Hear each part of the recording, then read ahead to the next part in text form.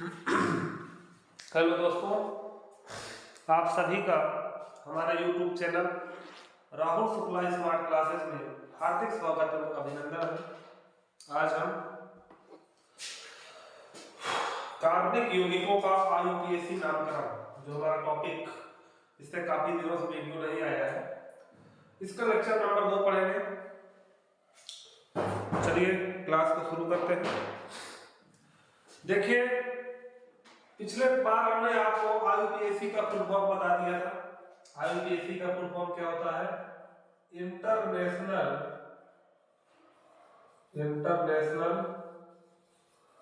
Union of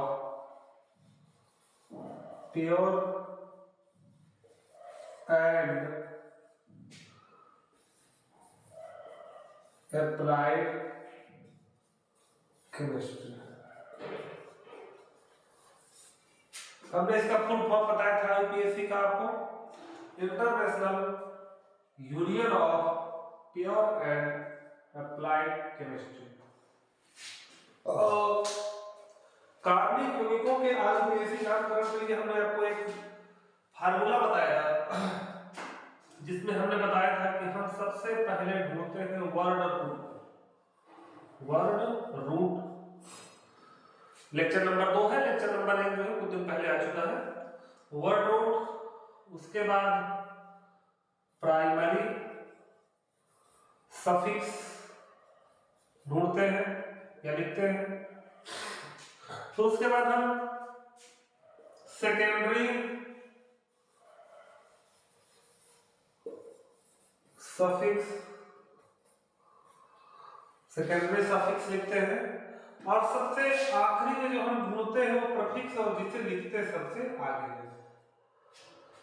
तो ये तो हमारा रूल हो गया कार्बनिक यौगिकों के आईयूपीएसी नामकरण का। Word root, primary suffix, secondary suffix और प्रीफिक्स। और इसके अलावा हमने आपको आईयूपीएसी का फुल फॉर्म बताया है, international union of pure and applied chemistry. चलिए विद्यार्थियों, तो आज हम वर्ड रूट से शुरुआत करते हैं।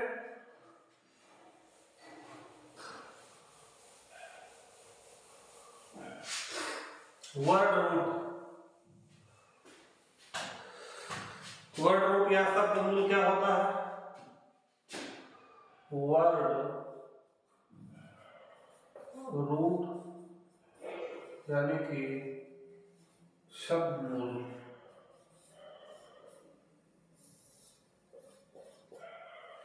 देखिए, होता क्या है कि जब हम कार्बनिक यौगिकों का आईयूपीएसी नामकरण करते हैं तो जो जनक श्रृंखला होती है, इसमें सर्वाधिक कार्बन उपस्थित होते हैं। तो जो ये वर्ड रूट होता है, तो उस जनक श्रृंखला में कितने कार्बन परमाणु उपस्थित है उसके विषय में जानकारी देता है। कोई भी कार्बन की श्रृंखला होगी तो उसमें जनक श्रृंखला, जो पैरेंट चेन होगी, कुछ पैरेंट चेन होती है, कुछ साइड चेन होती है, उसको आगे बताएंगे। तो जो जनक श्रृंखला होती है, और जनक श्रृंखला में कितने कार्बन उपस्थित है उनकी संख्या को जो बताता है वो बताता है वर्ड रूट। तो वर्ड रूट क्या बताता है? यह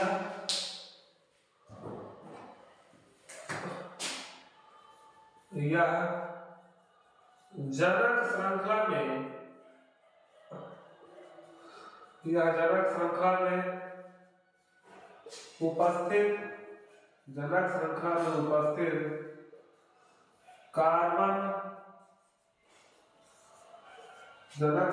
में उपस्थित कार्बन परमाणुओं की संख्या के विषय में, कार्बन परमाणुओं की संख्या के विषय में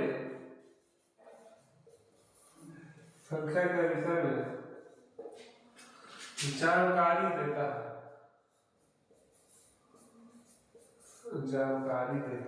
है। जनक श्रृंखला में कितने कार्बन परमाणु जो है उपस्थित है, कि कार्बन परमाणु जितने भी उपस्थित होते हैं जनक श्रृंखला में, उनकी संख्या के विषय में बताता हूं क्या बताता है वर्ड रूट। जैसे यदि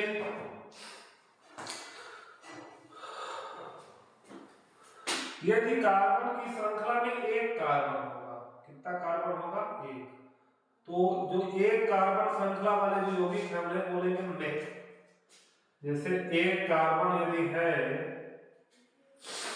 तो एक कार्बन का जो हम वर्ड रूट लिखेंगे वो लिखेंगे मेथ। क्या लिखेंगे? मेथ। मेथ। अगर दो कार्बन है तो लिखेंगे एथ।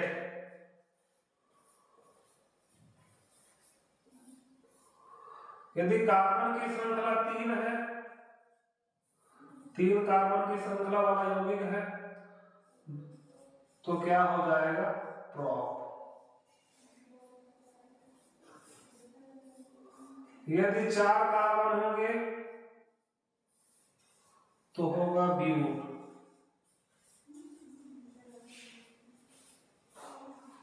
और यदि पांच कार्बन होंगे तो होगा पेंट।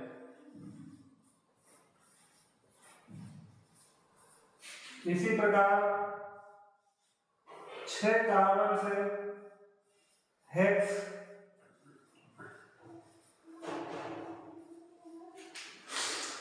नोट करिए।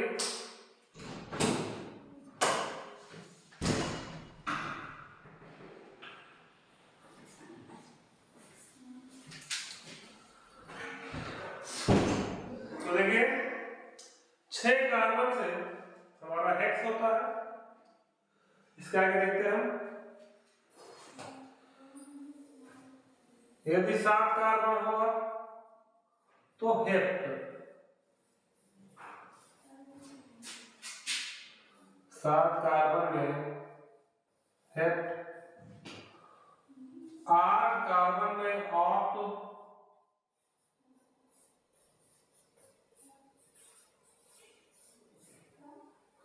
9 कार्बन में नॉन।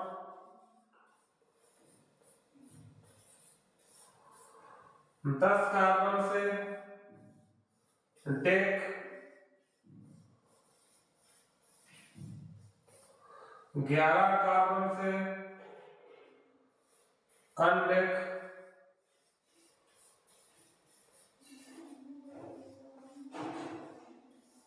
और 12 कार्बन से डोडेक। डोडेक होता है।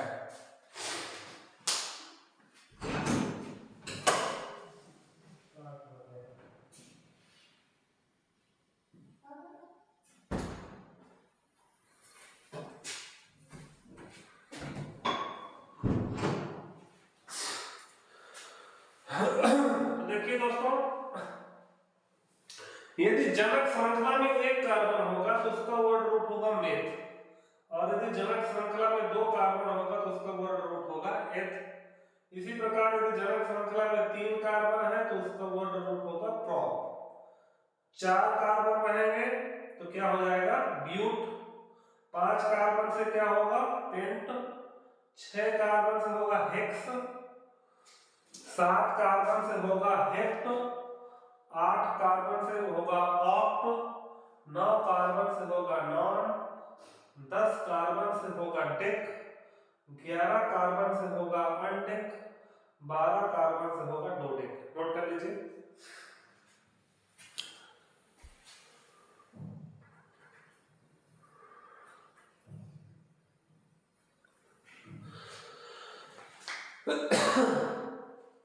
चलिए दोस्तों आगे बढ़ते हैं।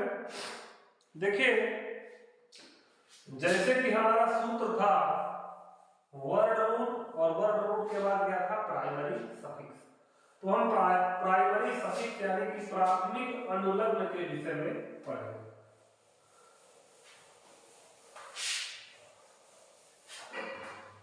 दूसरी हेडिंग है आपकी primary suffix.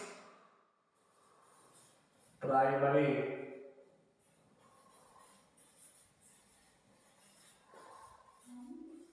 Suffix. Primary suffix यानी कि प्राथमिक अनुलग्न से हिंदी में प्राथमिक अनुलग्न भी कहते हैं। देखिए ये क्या होता है, यह कार्बन और कार्बन के मध्य बॉन्ड के विषय में जानकारी देता है। हम कहें यदि कार्बन और कार्बन के बीच में सिंगल बॉन्ड हो, कार्बन और कार्बन के बीच में यदि सिंगल बॉन्ड होगा तो उसका जो प्राइमरी सफिक्स होगा वो एन होगा। वो क्या होगा? एन। यदि कार्बन और कार्बन के बीच में डबल बॉन्ड होगा तो उसका सेकेंडरी सफिक्स जो होगा, सॉरी प्राइमरी सफिक्स होगा इन। और यदि कार्बन कार्बन के बीच में ट्रिपल बॉन्ड होगा तो उसका प्राइमरी सफिक्स होगा आई। ध्यान दीजिए। तो जैसे प्राथमिक अनुलग्न आपको समझ में आ गया होगा कि क्या बताता है, कार्बन और कार्बन के बीच में कैसा बॉन्ड है, क्या सिंगल बॉन्ड है या डबल बॉन्ड है या ट्रिपल बॉन्ड है। यदि कार्बन और कार्बन के बीच में सिंगल बॉन्ड होगा तो प्राइमरी सफिक्स हमारा एन हो जाएगा। और यदि कार्बन और कार्बन के बीच में डबल बॉन्ड होगा तो प्राइमरी सफिक्स हमारा इन हो जाएगा। और इसी प्रकार यदि कार्बन और कार्बन के बीच में ट्रिपल बॉन्ड होगा तो हमारा क्या हो जाएगा? आई। क्या हो जाएगा? एन इन और आई।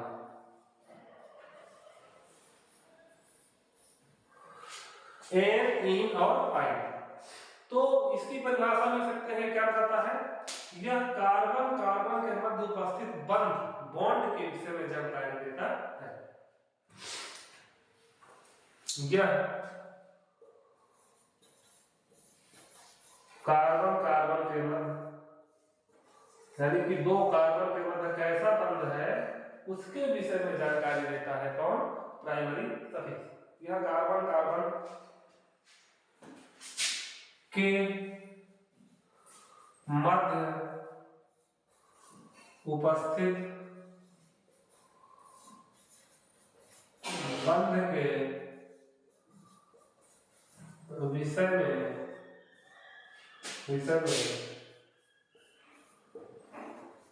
जानकारी देता है।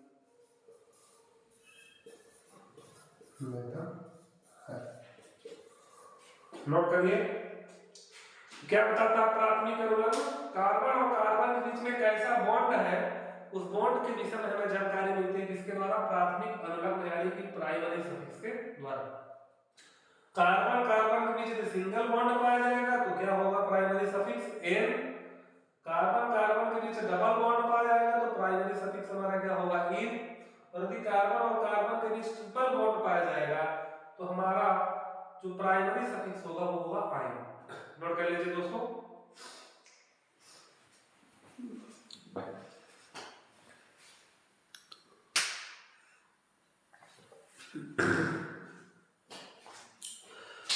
चलिए दोस्तों आगे देखते हैं।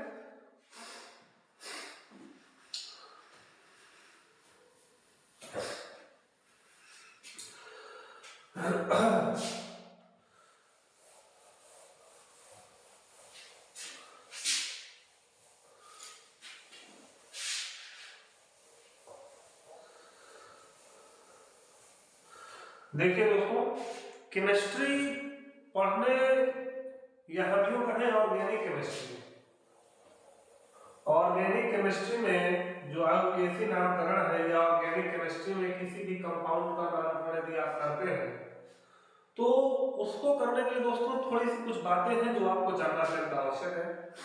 जैसे कि यदि कोई वस्तु यदि कोई दो बार आ जाए, रिपीटिंग यदि दो बार हो तो दो बार के लिए हम डाई, जिसे आप नोट में रखिएगा,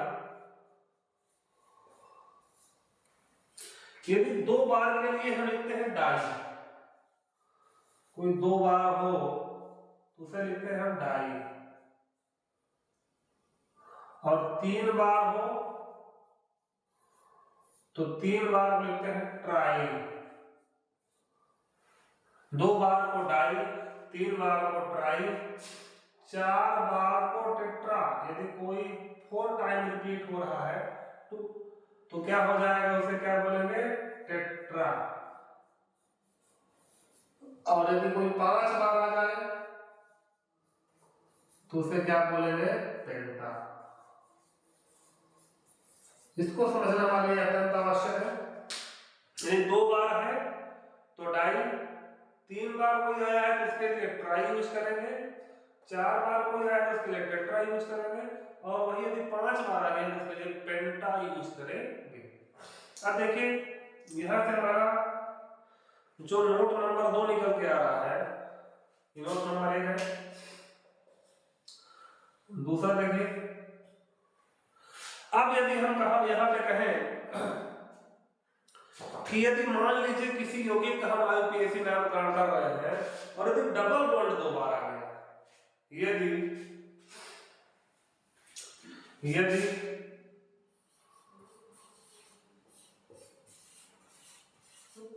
डबल बॉन्ड 2 बार हो, यदि डबल बॉन्ड 2 बार होगा, देखिए अभी आपने बताया कि डबल बॉन्ड से क्या होता है, इन, लेकिन यदि 2 बार आ जाए डबल बॉन्ड तो इन के आगे क्या लग जाएगा, डाई, क्या हो जाएगा, डाई इन। ध्यान दीजिए, यदि डबल बॉन्ड 2 बार आ जाए तो क्या हो जाएगा, डाई इन, क्योंकि डबल बॉन्ड को बताता कौन है, इन बताएगा कि डबल बॉन्ड है, लेकिन डबल बॉन्ड 2 बार है, ये कौन बता रहा है, डाई। तो ये हमारा हो गया डाई इन हो गया। इसके बाद हम ये कहें यदि डबल बॉन्ड 3 बार, यदि डबल बॉन्ड 3 बार हो,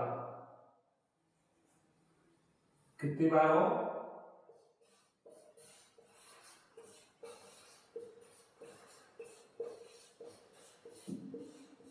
देखिए तो डबल बॉन्ड से क्या होता है, इन होता है, ये तो कंफर्म है, डबल बॉन्ड से दोस्तों इन होगा। लेकिन यदि डबल बॉन्ड 3 बार लग जाए तो 3 बार के लिए क्या लगाते हैं, ट्राई, तो क्या हो जाएगा, ट्राई इन। और यदि हम कहें यदि ट्रिपल बॉन्ड 2 बार है, ध्यान दीजिए, यदि ट्रिपल बॉन्ड, यदि ट्रिपल बॉन्ड 2 बार हो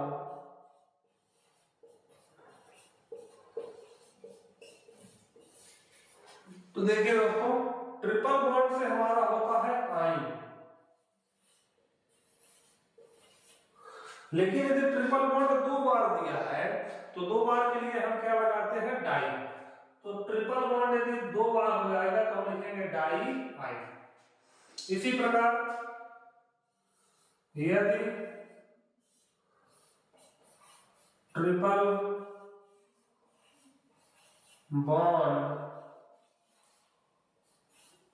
3 बार, कितनी बार हो, 3 बार हो, तो क्या लिखेंगे हम, try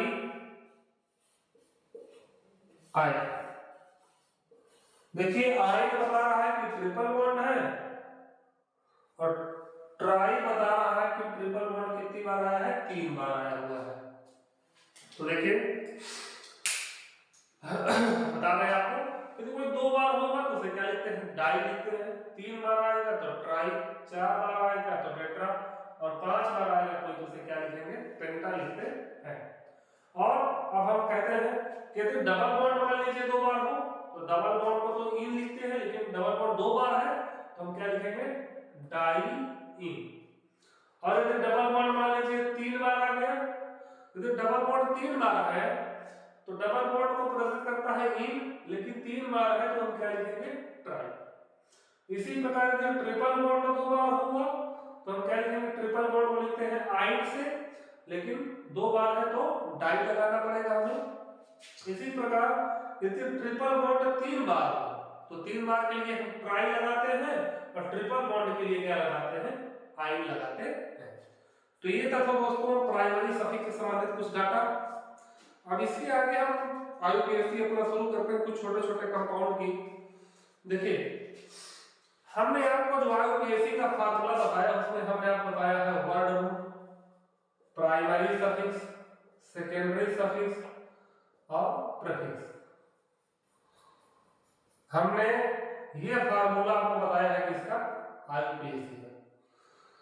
word root, primary suffix, secondary suffix और प्रीफिक्स, यानी कि शब्दमूल, प्राथमिक अनुलग्न, द्वितीयक अनुलग्न और पूर्व लग्न। तो देखिए दोस्तों अभी हम इस वर्ड रूट के विषय में पढ़ चुके हैं और प्राइमरी सफिक्स के विषय में। अभी हम सेकेंडरी सफिक्स और प्रीफिक्स के विषय में अभी हमारे पास कोई भी जानकारी मौजूद नहीं है। तो अभी जो भी आईयूपीएसी नामकरण होगा वो दो के ध्यान में रखते हुए इन्हीं दो यौगिकों इन्हीं दो जो हम पढ़े हैं वर्ड रूट और प्राइमरी सफिक्स, इनके अंतर्गत जो भी आईयूपीएसी हो उसको हम पहले पढ़ लेते हैं। उसके बाद फिर हम सेकेंडरी सफिक्स पढ़ेंगे, फिर जो सेकेंडरी सफिक्स से संबंधित जो महत्वपूर्ण आईयूपीएसी होगा उन्हें पढ़ेंगे। उसके बाद प्रीफिक्स, सेकेंडरी सफिक्स सब साथ में पढ़ेंगे। तो चलिए दोस्तों शुरुआत करते हैं।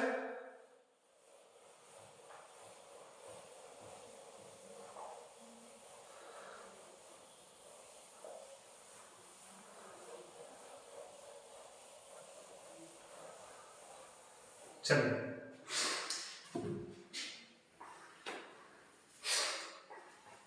अब देखिए जैसे हम कुछ कंपाउंड लेते हैं, मान लीजिए हम लेते हैं CH3 सिंगल बॉन्ड CH3। फिर देखिए दोस्तों आईयूपीएसी पढ़ने से पहले आप एक बात ये जान लीजिए कि कार्बन की जो संयोजकता होती है, कार्बन की जो संयोजकता होती है वो 4 होती है। कार्बन की संयोजकता क्या होती है, 4। और देखिए कार्बन सिंगल बॉन्ड भी बना सकता है, डबल बॉन्ड भी बना सकता है और ट्रिपल बॉन्ड भी बना सकता है। ये भी जानना हमारे लिए आवश्यक है। तो पहले महत्वपूर्ण बात यह है कि कार्बन की जो संयोजकता होती है वो क्या होती है, 4 होती है। मतलब कि वो 4 एकल परमाणुओं से आसानी से जुड़ सकता है। तो पहला हमारा मान लीजिए CH3 हो गया, दूसरा CH3 CH2 CH3, फिर CH3 CH2 CH2 CH3 CH3 CH2 CH2 CH2 और CH3। उसके बाद देखिए जैसे CH2 डबल बॉन्ड CH2 और CH ट्रिपल बॉन्ड CH, या यूं कहें कार्बन लेते हैं हम। चलिए हम इधर लिख लेते हैं CH4। देखिए हम लोग आईयूपीएसी नामकरण करते हैं दोस्तों। तो अब देखिए हमने बताया था कि जो आईयूपीएसी का रूल होता है वो ये है, word root, primary suffix, secondary suffix और प्रीफिक्स। लेकिन अभी हमें सिर्फ इसकी जानकारी है और इसकी ही सहायता से हमको आईयूपीएसी नामकरण करना है। तो देखिए वर्ड रूट क्या बताता है, कितने कार्बन की श्रृंखला है, और प्राइमरी सफिक्स बताता है कि कार्बन और कार्बन के बीच में कैसा बॉन्ड उपस्थित है। देखिए यहाँ दोस्तों यहाँ पर कितने कार्बन उपस्थित हैं, ये देखिए सभी सीधी श्रृंखला है। तो जो सीधी श्रृंखला होती है तो उसमें वही क्या होती है, जनक श्रृंखला होती है। इन जितने भी यौगिक लिखे हुए हैं इनमें कोई भी जनक श्रृंखला के अतिरिक्त कोई श्रृंखला नहीं है, क्योंकि ये सभी श्रृंखला जो है सीधी लिखी हुई है, सभी चेन क्या है, सीधे हैं और इसमें कोई भी साइड चेन वगैरह कुछ भी नहीं है। और यही श्रृंखलाएं जो है हमारी जनक श्रृंखला होंगी। अभी हम शुरुआत करते हैं। तो देखिए यहाँ पर कार्बन की संख्या कितनी है बच्चों? 2। तो हमने आपको बताया है कि यदि 2 कार्बन होगा तो 2 कार्बन से जो वर्ड रूट होता है एथ। तो 2 कार्बन से क्या हो गया? एथ। और कार्बन के बीच में कैसा बॉन्ड उपस्थित है? Single bond.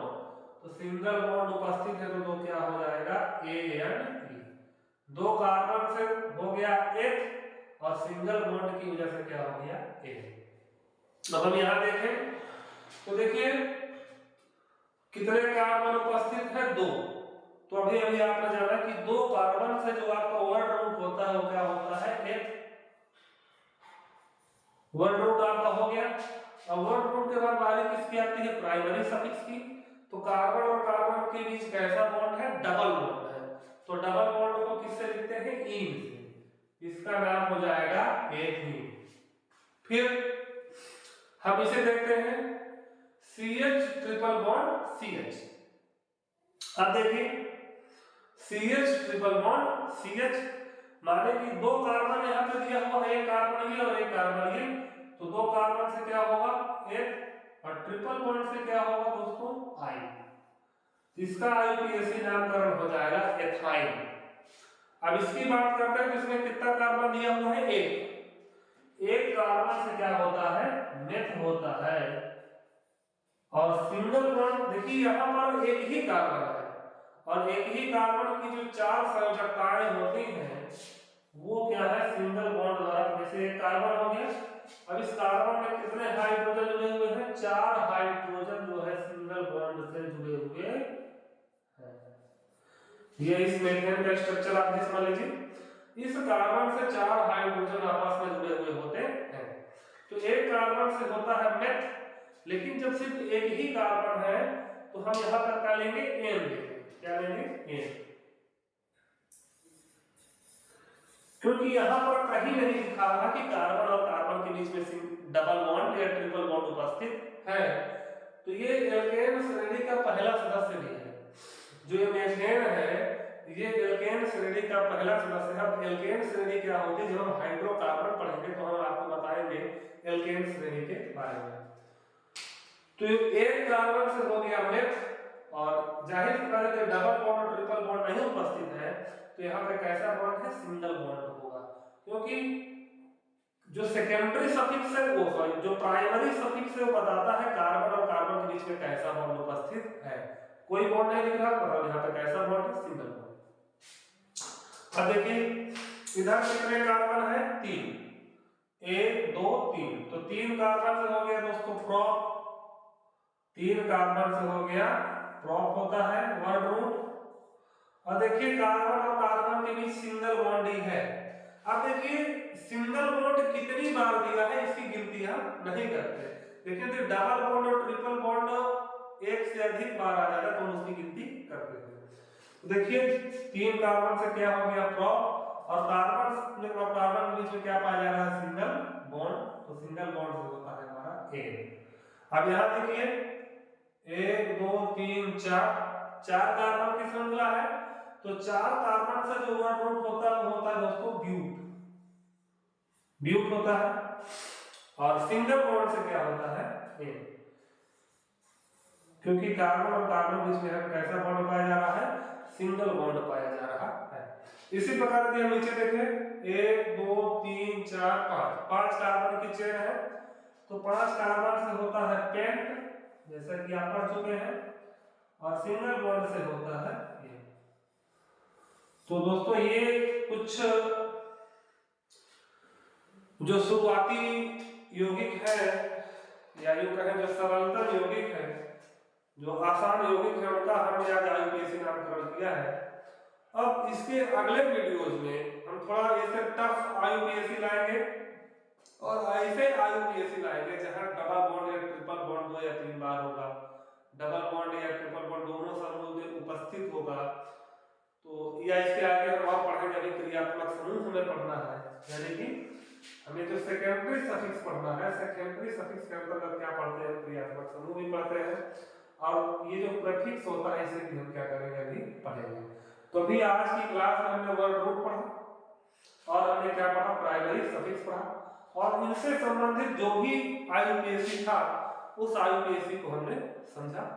और इसके आगे जो हम पढ़ेंगे लेक्चर नंबर 3, अभी वीडियो रेगुलर आपको मिलते रहेंगे और लगातार क्लास आपकी चलती रहेगी आईयूपीएससी की और कार्मिक यौगिकों की, और लगातार इसे देखते रहिए और हमारा उत्साहवर्धन करते रहिए। वीडियो को लाइक शेयर सब्सक्राइब अवश्य से करें और चैनल को जो है जमकर शेयर करें और वीडियो को भी एकदम शेयर करिए जिससे कि हमारा आत्मविश्वास बना रहे और लगातार बढ़ता रहे। धन्यवाद।